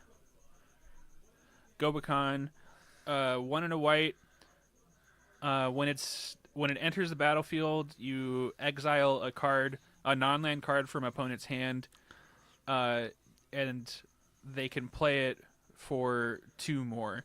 So it's what's that white creature that does the same thing? The Peacemaker, I remember the name.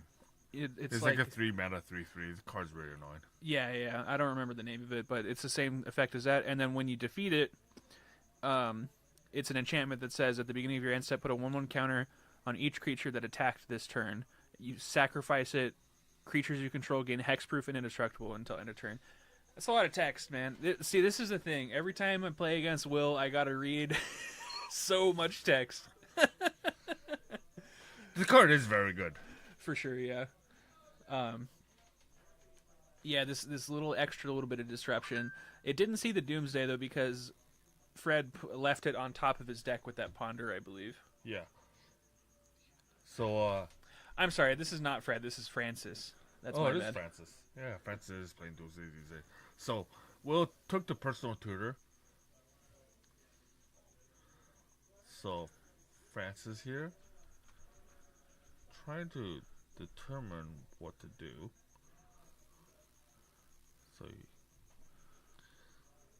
fetches. Probably another underground here. Yeah, he might just be on the plan of triple black through lands to cast the Doomsday. The rest looking for, I don't know what he could possibly be thinking here. Okay, so Is there a single target in the hand? There's Mom. no, he needs to see the Solitude because he can stack the trigger of Oracle and remove the double blue. Oh, that's true. Yeah. So that's good intel, knowing that the Solitude's in there. At the very least. Going Doomsday here. Let's go try to fight through. Go to 9 life. This is just going to be a pass pile, obviously. And he knows that he has to get to an empty library with the Thassa's Oracle on the stack to win. And I don't think there's much in the way of disruption that William has at the moment. He could draw something off the top to make things more difficult, but well, he'll have to draw something. He doesn't have it right now, I don't think. So Francis has a little bit of conundrum here. He's working with very little mana of next turn. He's going to get Wasteland almost certainly here. Yes. Yeah, absolutely.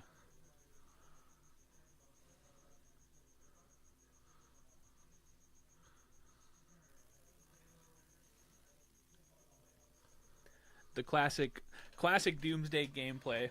This could actually be a disaster if Will top decks the Thalia, plays the Wasteland, plays the Thalia, Wastelands the Underground Sea. Could be the game there. That would be the absolute worst case. It would slow him down, but I'm not sure if it would stop him, though, is the problem. Well, I guess it could stop him not being able to cast the double blue for the Thassa's Oracle, and then he would lose. But we'll see. We'll see what happens. Taking a peek through the deck real quick. Francis is probably... Francis has a lot of reps as a deck, so he knows what he's going for. Yeah, I think he probably knows how to make a pile, if I would have to guess. Oh, interesting. He has a ring as an option to put in the pile. I've not seen that yet. Oh, was Ring in the deck that he was thumbing through? Yeah. Okay. All right, Elgato, come back. Baby, come back. There we go. Yeah, that was Andrew telling me, hey, nerd, that's Francis, not Fred. I misheard Eugene. Okay, Chromox, that's interesting. Pitch Mom, 3 mana. Archon of Emeria. I think that's the one that makes... Makes you so you can play one spell. That card is really annoying. Yeah. Land go.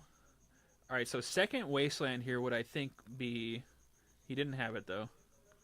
I was going to say second Wasteland would be like the worst case scenario here, I think. So now you can play the no initiative? No initiative. Street Wraith cycle, draw. Street Wraith cycle, draw. Float. Float a blue, Edge of Autumn. Cycle again. And then second blue, Thassa's Oracle win. No mana in the pool, Solitude Exile, and Francis still wins. Because the count is still 0, so and it's still going to be good enough. Yeah, I'm like 99% sure that's how it works. Yeah, because if the library is empty, then it's 0. I'm pretty sure. We'll see. We'll see when William's on the play. Then we'll be 100% sure. Now, I'm a little surprised that Will kept that original hand because that hand did not apply a lot of pressure or disruption. He was riding kind of hard on the invasion of Gobakon because Francis actually just kind of drew cards and then played Thassa's Oracle. So yeah, that was a very slow pass pile. Like you said, William just didn't have any pressure going on, and just the way things worked out with empty library plays around removal. Okay, thank you, Andrew. That's what I thought. Just the way that that the Doomsday was found with the Ponder being on top of the library, that invasion did not help as much as William was hoping it would. He took a personal tutor, but yeah, that Doomsday was already just waiting there, ready to be cast. We'll see. We'll see how things go in game 2 and 3. William is basically playing a Death and Taxes deck, and there's a few options here that he'll be able to play. I'm not sure if there's like a Torpor Orb effect or something, because I think that would hurt William as well. So I'm not sure if that's in the sideboard, but I'm sure he's got some sort of answer against Thassa's Oracle. It's just not coming to mind at the moment. there are quite a few creatures that cancel come to play effects.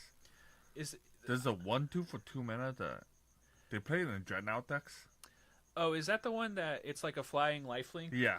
Yeah. Soul something or another. No, I don't think he's probably going to have that here, but yeah, probably not. You never know with Will. Yeah, he William is certainly very spicy when it comes to card selection. He always does. Interesting. He has an opposition agent now, sideboarded in. Oh, that's pretty. An absolute disaster for Doomsday. Yeah, that's I would say that's a pretty good answer against Doomsday. You just give them 5 fetch lands or whatever, and there's nothing they can do. That's pretty funny. All right, we'll see how game 2 goes. William on the play. Surgical Extraction in the hand as a little piece of sideboard tech. I'm not gonna lie, I can't decipher any of the rest of those. I see like a flooded strand. That's about it Yeah, I don't think that's enough interaction for Will. for sure. Francis's hand looked pretty good, but didn't have enough action. I see. Okay, So he sends it back. both players on 6 then. On 6, his favorite is Will here because that looks like a doomsday pile of a 6-card hand that Yeah, that's a bit of a strange one. Cavern of Souls, Dark Ritual, Ponder, Daze, Street Wraith. he's going to go to 5. That hand's unplayable. Yeah, I don't think you could keep that. You definitely don't want Thassa's Oracle in hand. Oh, Will has a banger of a 6-card hand. He has Lotus Petal, Archon of Maria, and Chromox. He's going to come out flying. Oh, you could turn 1 that Archon, yeah. Which is going to be an absolute train wreck for. Archon of Emeria. Each player can't cast more than 1 spell each turn. Non-basic lands your opponent's control enter the battlefield tapped. This Yeah, card is so obnoxious. So on turn 1, I forgot about that non-basic thing. So turn 1, he plays it. Then Francis, if he plays a fetch land, the freaking fetch comes into play tapped. So he can't even crack it right away. And then the thing that he fetches is also going to come into play tapped. Because I'm sure it's just a bunch of underground seas in there. With the Archon of Maria, it nullifies all Dark Rituals as the top deck. Yeah, for sure. Yeah, you can't ritual into something. You got to just raw cast that Doomsday, unless you could get rid of it somehow. Oh, he's gonna Chromox. Here it comes. I don't think Solitude. I don't see a counter in Francis's hand either. It's like 3 lands personal tutor. Or Reanimate, I think. I have no idea if that deck plays Reanimate. I have no idea what that deck looks like these days. yeah, it was like maybe Dark Rit. Yeah, I think that's unlucky. I think that's a Dark Rit. Fun? Question mark? Yeah, so Francis is he's going to be death by a million cuts here. Just So what's unfortunate, usually in these kind of decks, Chromox is like one shot. Here it kind of just stays around and annoys you. yeah, he pitched the Solitude to that, so it's basically just an extra And planes. this special land is literally going to come into play tap, which is even worse. Yeah, I don't know if Francis plays basics. He probably has. Okay, he has 1 basic, so that's not bad. Hushbringer from the Stompy deck seems kind of sus. Yeah, I agree. I was like, he could play a Torpor Orb effect, but yeah, probably almost certainly not. There's a Daze up top? I suppose you could take the Daze, but that's nasty. Yeah, Francis really needs like a Chain of Vapor or something. He needs to get rid of the Archon, because he can't generate any sort of momentum with that card in play. That card stonewalls the way combo decks. Absolutely, yeah. I mean, He's going to shuffle and gamble a little. yeah, like I wonder what he could draw here. I don't know what's in the Doomsday deck typically. Ponder ain't it though, I could tell you that much. It looks like he has a 1 ring in his hand though. That's kind of interesting. Not super helpful. It looks like Will is stuck on lands, so he found a Fatal Push, which is not bad, which isn't helpful right now. Okay, so he found a Lotus Petal. He can't play it this turn, so yeah. So next turn, what he could do, he could play the Lotus Petal. He could play the Lotus Petal, pass, and then on his opponent's turn, crack the Lotus Petal and Fatal Push to finally kill the Archon. And The real issue is he's racing against Will. If Will generates another threat, especially if it's an initiative creature or if it's Dahlia, it could be game. Yeah, that's true. Like, Will's still got a hand. I mean, he threw most of it away for that Archon, and it bought him plenty of time, but he's continuing to draw stuff, so just any little extra bit... Any little extra bit of pressure is really going to come down on Francis here pretty hard. Found a land. They stopped making these white Punisher effects symmetrical, so he's able to just happily fetch whatever he feels like. I think he's holding up an opposition agent here. Oh, brutal. Which is pretty rude. All right, so here's that play that I was talking about. Lotus Petal pass. Take 2. Oh, he's waiting to see if something stronger comes around. Okay. Oh, he doesn't even want to crack the Lotus Petal. he's just gonna set up his hand further. He saw 2 lands and a Thassa's Oracle, I think. Not exactly. This Archon is doing a ton of work. Yeah, Francis already down to 9. It's getting low. And Will has... A lot of gas. Yeah, he's got surgical at least and some other stuff too. Here comes that fatal push. Will thinking about it. He might have protection spells left.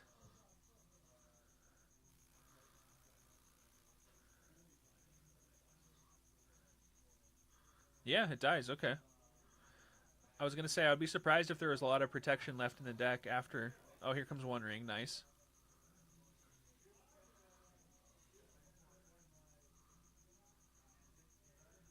Is that a personal tutor? I think that's a personal tutor.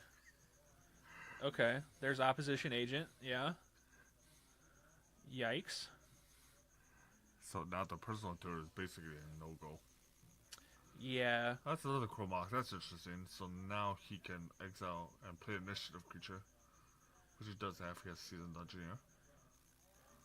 Alright, there he goes. Grabbing a basic for the first room of the dungeon into his hand. Plays it for turn.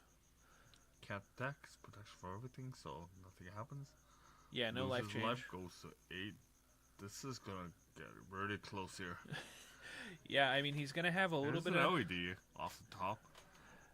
I think the problem here is he has Oracle in his hand already, and I don't think he has a Brainstorm. Like desperation play, you know, he could crack the LED and then tap Ring to draw 2 random cards, but it's just not gonna do anything. The Scry to so Oracle. Oh man, look at the top 2. Oh, that's ugly. I don't know what that is. I didn't get to look, so he's just like, yeah, that's cool. I'll draw 2 fresh ones. Absolutely. Thoughtseize Thoughtseize is not helpful. That other card is Consider. Another pile card, unfortunately. Edge of Autumn to He's the like, yard. I don't need that. Big value, brother. Man. Oh man, what's the freaking second room on this dungeon? Is it You know, I'm not a really initiative player, so I really don't know. Yeah, I kind of thought that it like went away. I guess 2+1 was counters. Oh yeah, that's right. Okay. So you go on dungeon and make it a 4/5. Yeah. And come in for 7. He has to block because otherwise he dies for the ring. Oh, that's true. Yeah. Yeah. I was gonna say that this seems loose because Francis could take the initiative back, but no, he's dead to the ring if he doesn't chump. With Oracle in hand and 1 more mana, Doomsday would have won there. I'm not gonna lie, I ain't a good enough Doomsday player to tell you how that would have worked, but It goes to 1. I feel like it would have been difficult with Opposition Agent in play. So he's going to respond to the.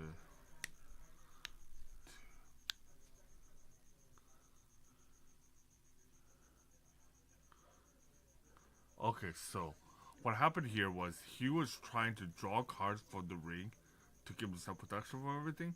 So in response, he blinked. I touched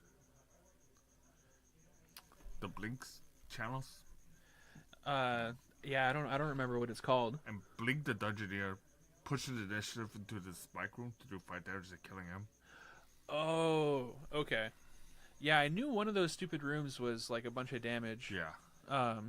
What's the dungeon? It's the Underdark? Initiative? Yeah, MTG Initiative. Initiative. Dungeon. Trap, I think is what it's called. Yeah, so room 1. Room 1 is grab a basic, room 2, get 2 counters, and then room 3, room 3 is target player loses 5 life. Okay.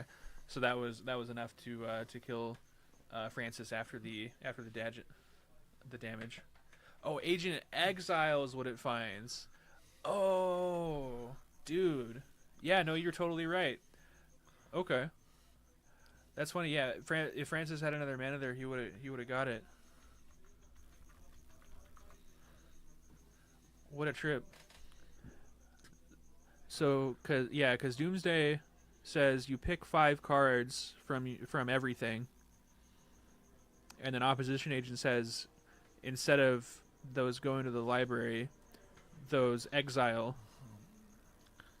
So he would have had an empty library, and then he could have finished it off with the Thassa's Oracle. That's nuts. So, Leads off with a turn 1 Thoughtseize. all right, Williams got Opposition Agent again, and then Chrome It's a Mox. Wasteland. This hand is not overtly impressive. I'm not sure what he kept on hoping to do with this. Let's see. That's the Siege, and that is an Opposition Agent, right? All the way on the right. Am I Yes. tripping? Okay. He has a Chromox. Not sure what the... Grabs the agent. So this is just going to be a turn 1 battle. Or a siege. Oh, he did top deck a Archon of Maria. I love how weird Legacy is at times. Dude, true. Best format. Chromox out. 2 mana. Siege. Invasion of Global He almost has, surely has to do this. He might take the Forcer because there's so many. So he forces because he really doesn't have a choice here. Okay. Especially if he's trying to do something here. Ooh, is that a ritual in his hand as well? I can't tell. I think that's either a That is a Thoughtseize. ritual. Okay. That is a Street Wraith ritual, which is a nothing draw. For sure, yeah. So he's going to shuffle here. He's going to fetch and ponder because he hasn't found a Doomsday. Yeah, he either needs a Doomsday or a Tutor. Which, unfortunately, it gives Will a chance to draw mana, which I'm not sure if he has yet, and play the Archon that's currently sitting in his hand. Yeah, Archon, always annoying. So he found a Cabal Ritual. Do you know Cabal Ritual is $8 a piece now? They're $8? Yeah. That's wild, dude. I can't believe some of these cards. Shuffles the Ponder. Didn't like what he saw. All right, He actually needs to find a Doomsday here. yeah, Doomsday off the top. Nope. Polluted Delta. Not quite a combo ending the game. 3 mana for the Archon. Man, that card is really annoying for real. Brainstorm Pass. Yeah, Brainstorm Shuffle. That's like all he could do. He found Doomsday, which is not bad. Yeah, it might be a little slow with the Which one is spell. kind of bad because if you think about it, Doomsday takes half your life. He's at 15 already after the Thoughtseize and a couple fetches. So Yeah, he's really playing with like 7 life. yeah. If Will puts out like another threat here, a pass pile might be rough, especially. Oh great, tap land. Oh yeah, that's right. He can't even shuffle. Dude, He's Archon. gonna get wastelanded here, which is gonna be nasty. There's a lot to play around for sure.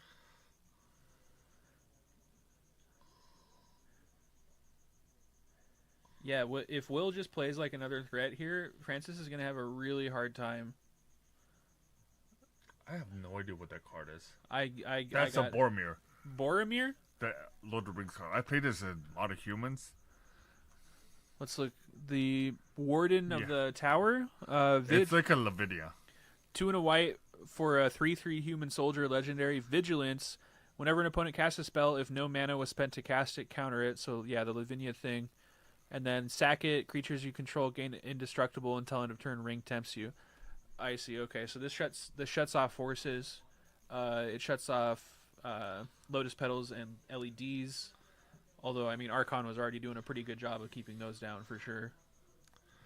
It's also a 3/3. The clock is actually pretty real now. Yeah, it's a healthy amount of stats for 3 mana. This is really crazy. That Mystic comes to play tap. Cool.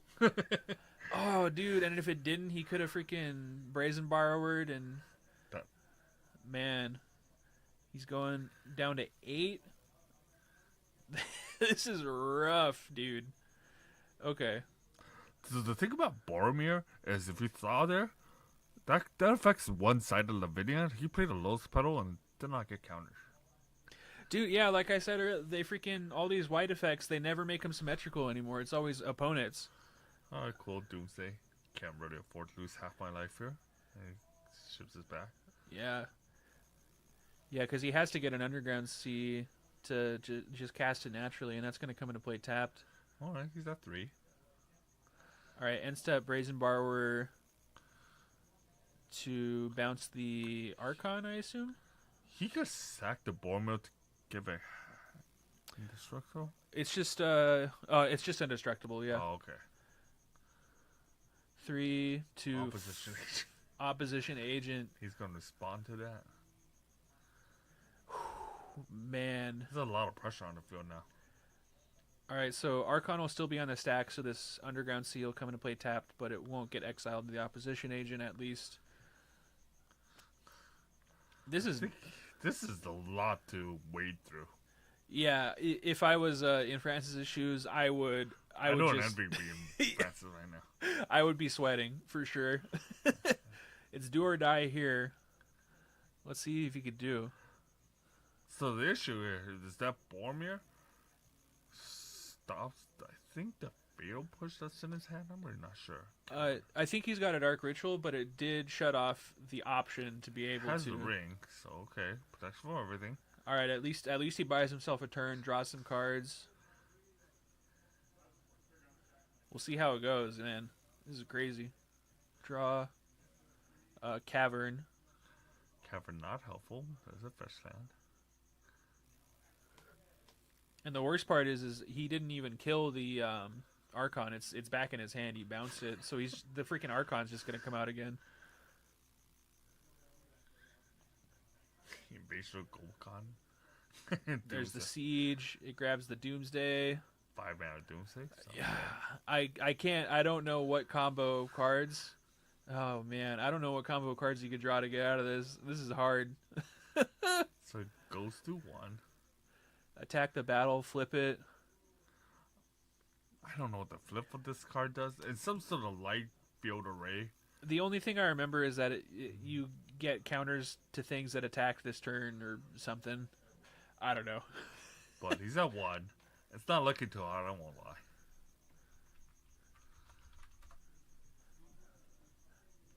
What was it? OB. GOB?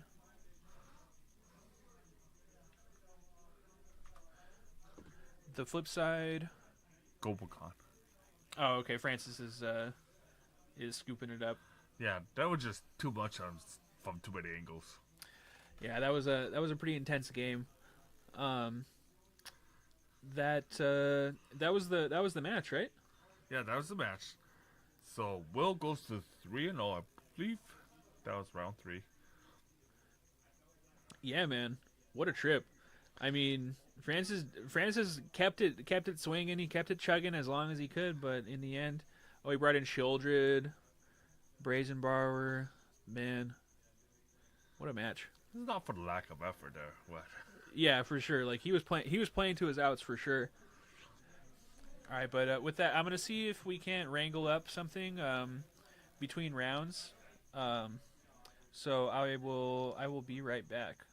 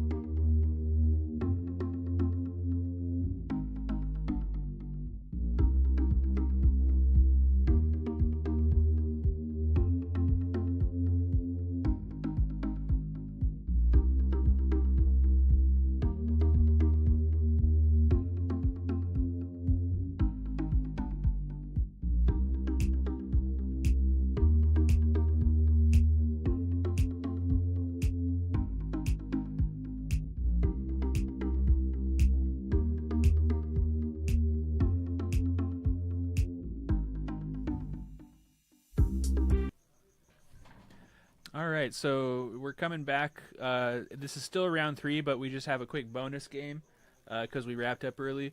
So Eugene is playing Dead Guy Ale with Samwise against Andrew V's Team of Oh, Rhinos, he has the start. which he's just going to go ahead and... Rhino Owl on turns 1. Yeah, this is a turn 1 Rhinos. The old double Spirit Guide pitch. Not a bad spot It to is be. crazy to me that with Gemstone Caverns, this could happen on turn. It could happen on your opponent's turn. Yeah. Yeah. That's pretty nuts. Oh, jeez. All right, so all the Rhinos are all the way on the bottom of the deck, apparently. There's one. Yeah, That's shuffle. cool. I always enjoy taking 8 damage on my turn 1. Yeah, that's rough. And I bet you down to turn 11. Now, to be fair, Rhinos does prey on these kind of slower developing mid-range decks. That's kind of what they want to play against all day, yeah, I think. Yeah, like unless Eugene can get in there and get rid of those Rhinos and put up a board again, he's going to have a tough time. He's going to use a Source Splashers. Dismember, Force Negation, just has it all. Just, Yup. did I pay 4 life for this? Yeah, that's cool.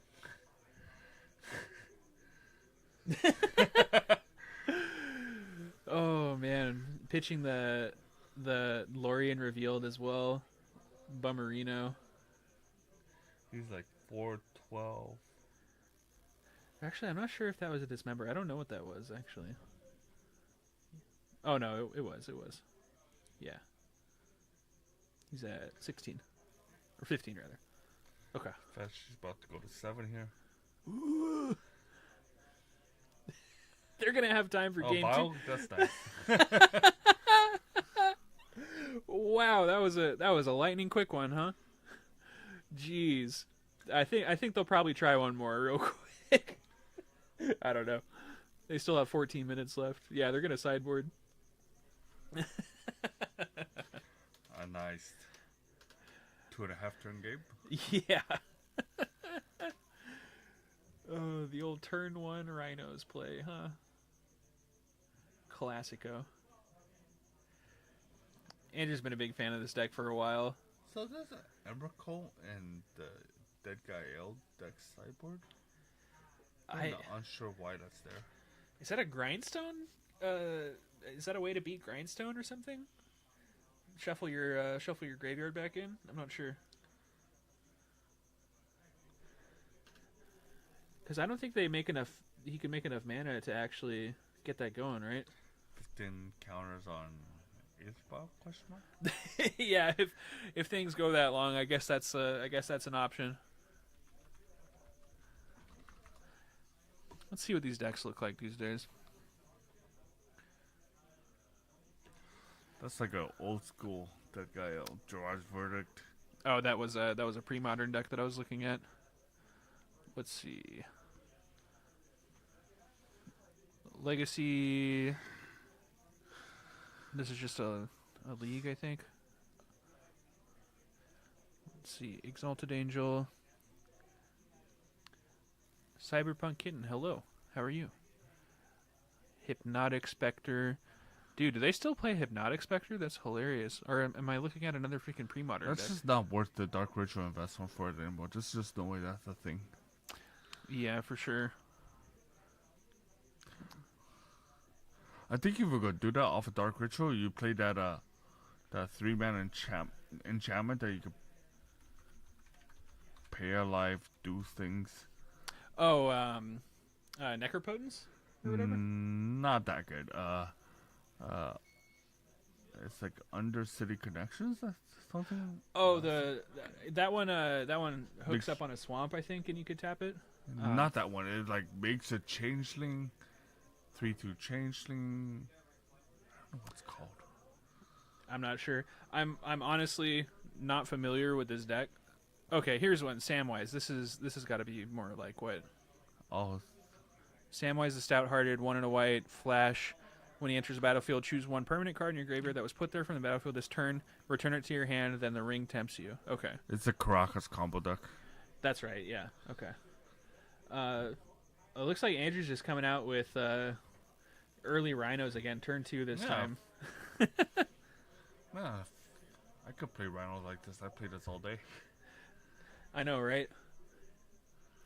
Oh, Okay, Thoughtseize. force. Oh, it's just lands all the way down for the rest of it though. And Eugene actually. Okay, so now we're having a game because Eugene's actually able to answer one of these rhinos, slow things down a little bit.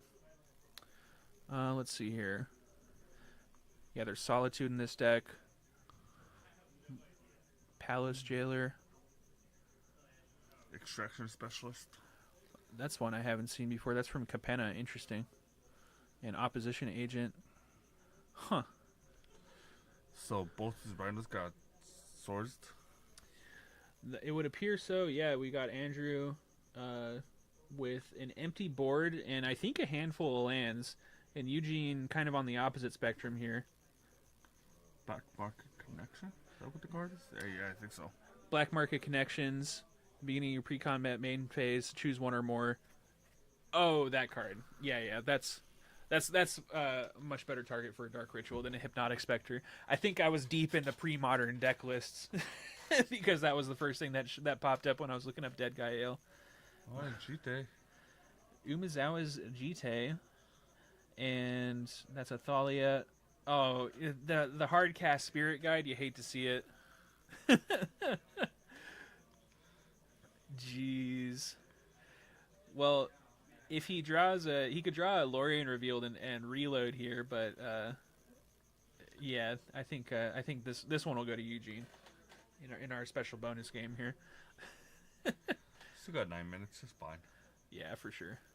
They're just playing for funsies, though. It's all good. 1,000,000 lands. Is it another Spirit Guide? Oh, it's a Shardless. Nice. Okay. Might have a ball game here.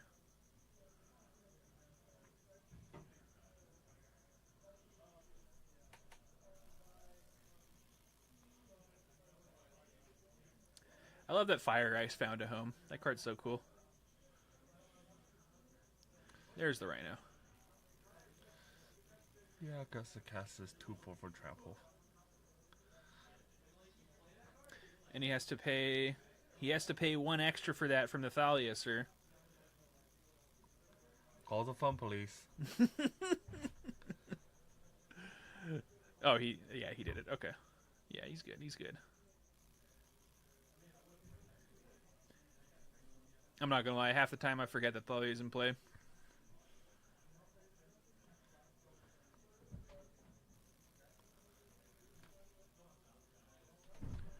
Pass it back. 1,000,000 mana on Rhino's side. Actually, Angel might still steal this game. He does have quite a bit of a board presence at the moment. So Here comes an Opposition Agent, I think. Fetch and response. he's about to get fired here. That would be so unfortunate. That would be pretty rough. No, they moved to blockers. I suspect that would not have happened. But there's a hard cast Force of Will on the Opposition Agent. Okay, I see. Trash. He just puts it in the garbage can where it belongs. Oh, man. Oh, so you thinking this 10 question mark? Yes, Yeah, sir. I guess so. Oh, I think I forgot to count the outburst. Was there an out? Yeah, I think there was, right? Am I tripping? Yeah, first strike, block that, still take 10. Okay. He's at 4. Hardcast. A. What now? I have no idea what that card is. Let's see here. Could not tell you. It's not extraction. What the heck? It's a 5-drop, is that right?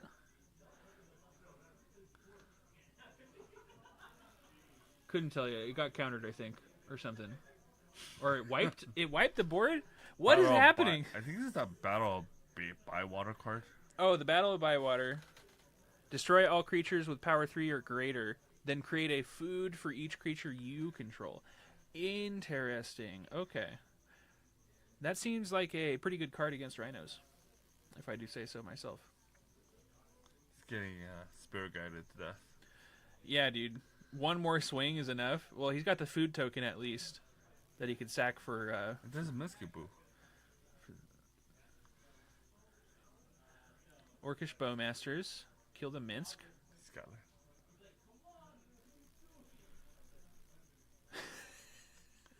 What is going on? Oh man, this is a zany game for sure. He's like a fire away from dying. Yeah, top deck fire and ice will do it. Jeez. Even if it rips the fury, he's dead. Yeah, so like his best shot here is to draw and cast a Solitude to start gaining enough life to get out of range of stuff, I guess. He could exile like his orc army, gain 1 life off of that. And turn. Man. Rhinos? That'll May I have some probably rhinos? that'll probably do it. May I have rhinos? May I have the zoo? Scoop it up. Alright, yeah.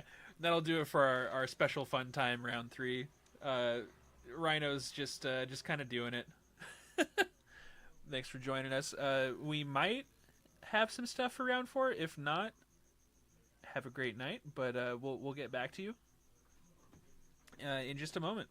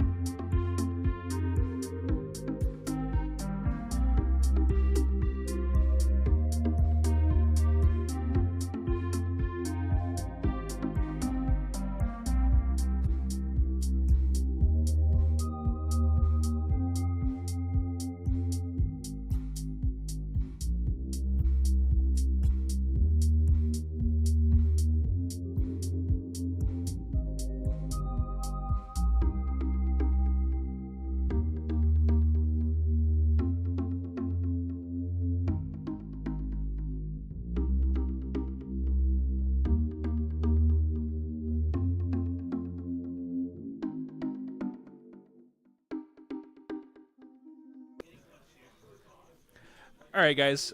So yeah, we're not gonna have anything for round 4. Everybody's splitting it up, and we're gonna get going. Thank you very much, everybody, for joining us. Yeah, thank you very much, guys. And I'll see Hope you you next time. enjoyed it. Have a good night.